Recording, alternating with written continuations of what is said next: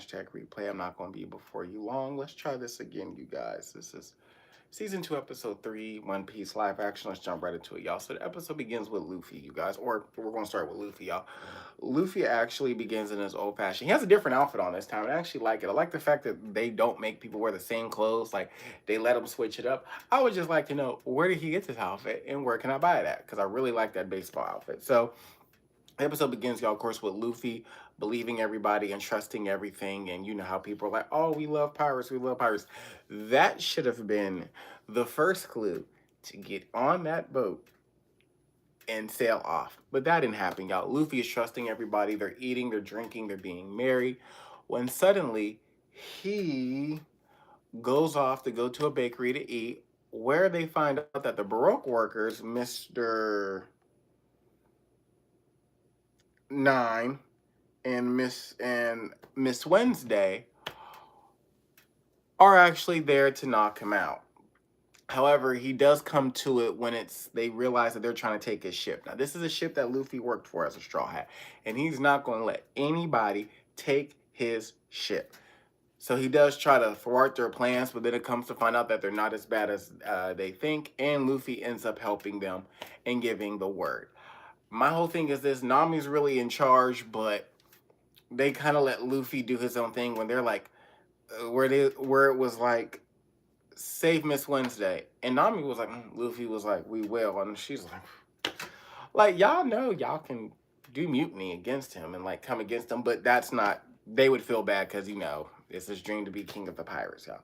Now, of course, y'all, we have Zoro, y'all. Now, Zoro's actually the star, you guys. While everyone is celebrating, he's quietly looking around and seeing what's going on because he knows everything is not what it seems. However, in this show, he realized that it's all a trap and they actually take pirates out the game and send them on home to be with the Lord. So Zoro peeps that real quick. So when he goes to the bathroom, he's like, at least let me finish. He ends up beating him up. But also, taking a step back, he's actually having some moments where the guy that attacked him in season 1, forgot the name, y'all, charge it to my head, not to my heart, actually is playing all in his head. So he tells him, you got 100 people to take out. And he ends up taking out 100 people. Why? Because he is a trained assassin. So was it nothing for him to take it out? He also had to deal with, I think it was Miss Monday? Yeah, Miss Monday. Miss Monday almost got the best of him, but she didn't. And he was able to take it out, and they were able to get on the ship and leave.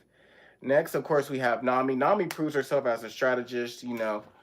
She is the first person besides Toro to believe that the town is actually off. And then when she starts following people, she went into this place where this guy was hiding out and realized that the Tulip Pirates were gone and that they were actually buried on top, because that is what they do, because the whole town is operating under Baroque Works. And she's like, oh my lord, this cannot be a real thing.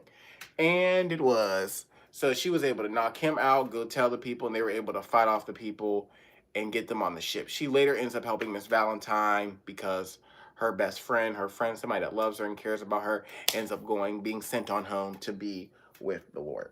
Now, of course, we have Miss Valentine, aka Princess Nefertari, Vivi. Y'all really thought that person was...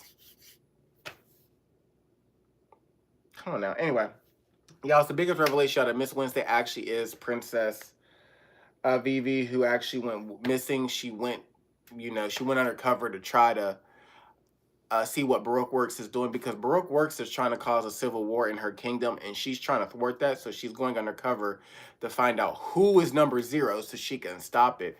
And she was able to do that. And at the very end, she was able to get Luffy's help. But it did come in the sacrifice of her friend, Mr. 8. And he ends up, sacrificing himself when it's Mr. 9, but Mr. Homer. Oh, no, it's Mr. 8, y'all. Yes. It's Mr. Hold on, wait, sorry, y'all. All these letters and numbers. Where's SB? Yes, Mr. 8, you guys. Mr. 8.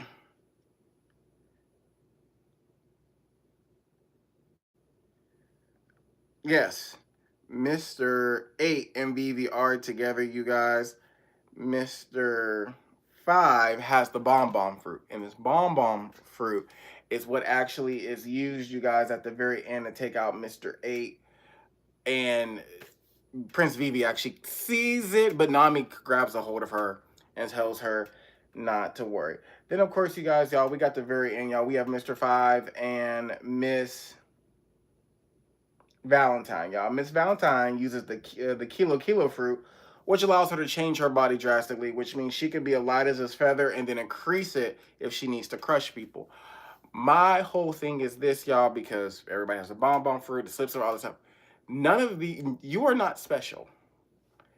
Because there's always some type of fruit somewhere. The kilo fruit, the bomb fruit, the dragon fruit, the slip fruit, the up fruit, down fruit, all this fruit.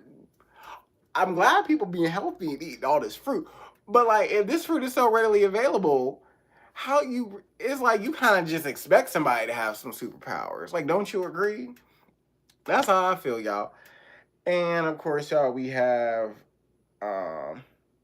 Miss All Sunday secretly aborts the merry-go-round, y'all, as she plans to thwart these people's mission. I would like to see what she does, y'all, in the next episode, because she has an interesting power, y'all. But that's all I have, y'all. Make sure you like, comment, subscribe, share, come back. Favorite Uncle loves you always, nothing you can do about it.